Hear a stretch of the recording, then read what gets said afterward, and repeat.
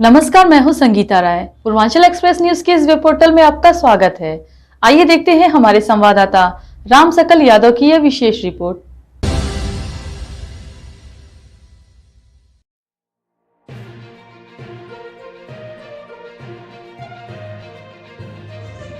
आजमगढ़ जनपद का lifeline hospital नए नए कीर्तिमान गढ़ रहा है। इस बार हॉस्पिटल के चिकित्सकों ने साउथ अफ्रीका के अंगोला देश की रहने वाली 15 वर्षीय बच्ची की न्यूरोसर्जरी से सबसे जटिलतम सर्जरी में से एक दिमाग के ट्यूमर के ऑपरेशन को सफलतापूर्वक निकाल दिया और बच्ची पूरी तरह से स्वस्थ है। बच्ची के परिजन जहां हॉस्पिटल के चिकित्सकों को धन्यवाद दे रही हैं, वहीं साउथ अफ्रीका के अंगोला देश की रहने वाली टेरेसा अलेक्जेंडर नाम की लड़की, जिसकी उम्र 15 साल है, जो कि पिछले 2 महीने से यह बच्ची की आंखों की रोशनी में धीरे धीरे गिरावट होने लगी।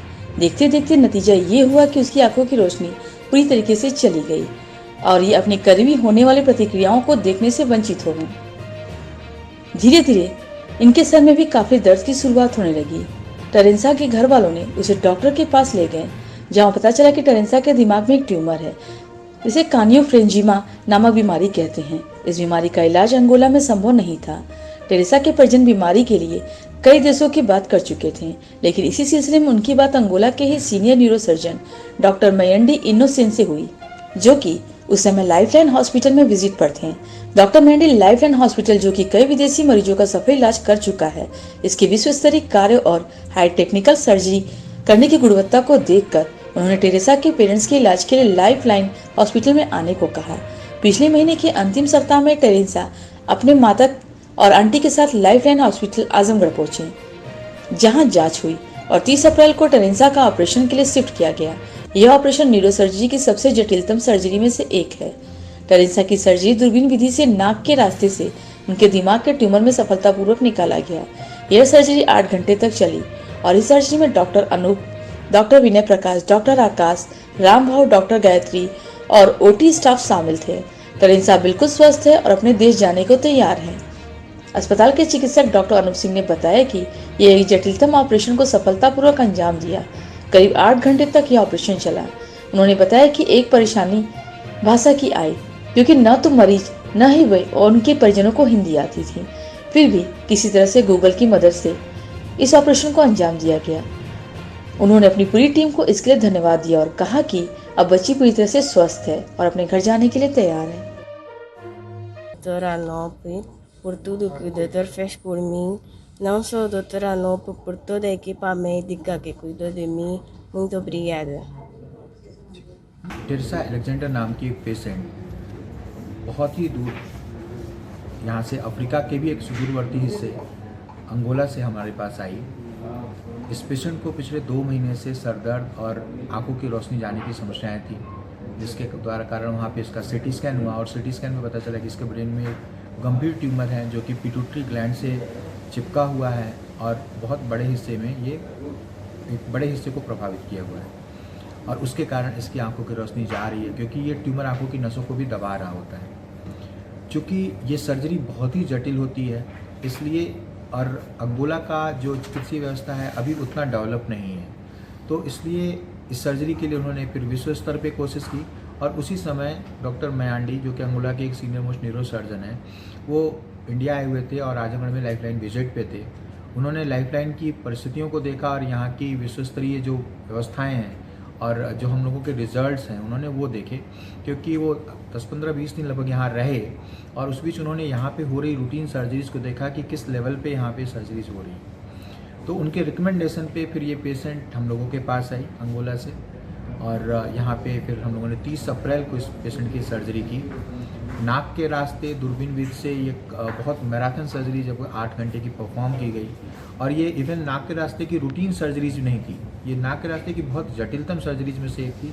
इसको एक्सटेंडेड ट्रांसनेजल अप्रोच के थ्रू किया जाता है और ऑपरेशन के इमीडिएट पोस्ट ऑप में भी पेशेंट को कुछ समस्याएँ हुई, तुरंत रीएक्सप्लोर करके दोबारा उसकी समस्याओं को दूर किया गया और अब पेशेंट 2 से 3 दिन के बाद स्टेबल हो गई, पूरी तरह होश में आ गई और अब वो वापस अपने देश वापस जाने की तैयारी में है, क्योंकि पूरी तरह स्वास्थ्य लाभ कर रही है।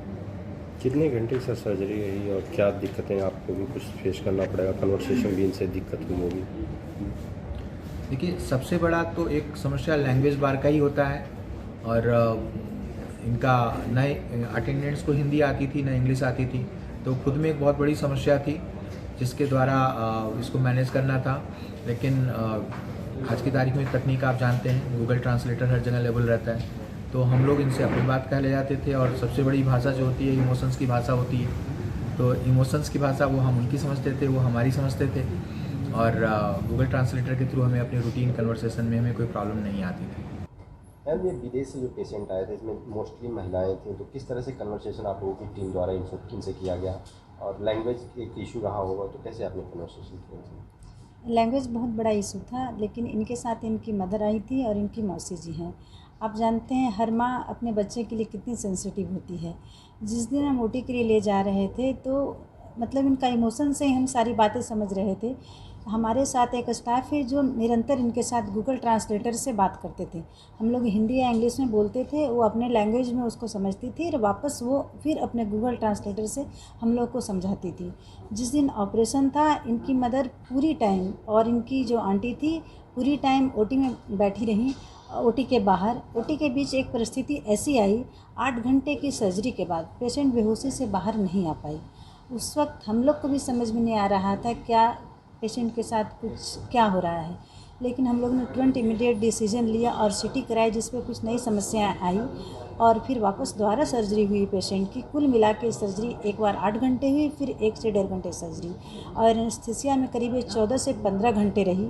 उसके बाद इसने अपना साइन दिखाना शुरू किया कि वापस सांस लेना शुरू किया। हम लोग को एक उम्मीद जागी और उसके बाद ये अटेंडेंट को हम लोग ने लाकर दिखाया।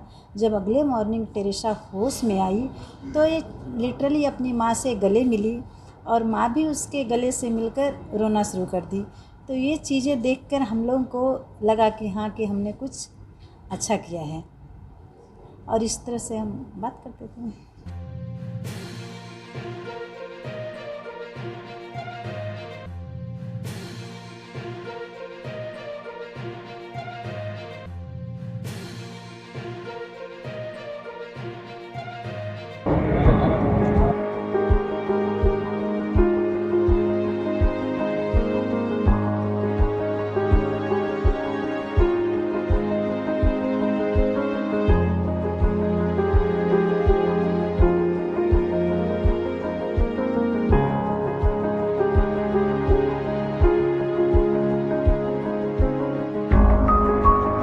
आपको हमारी खबर पसंद आई हो तो हमारे चैनल को लाइक, सब्सक्राइब और शेयर जरूर करिए।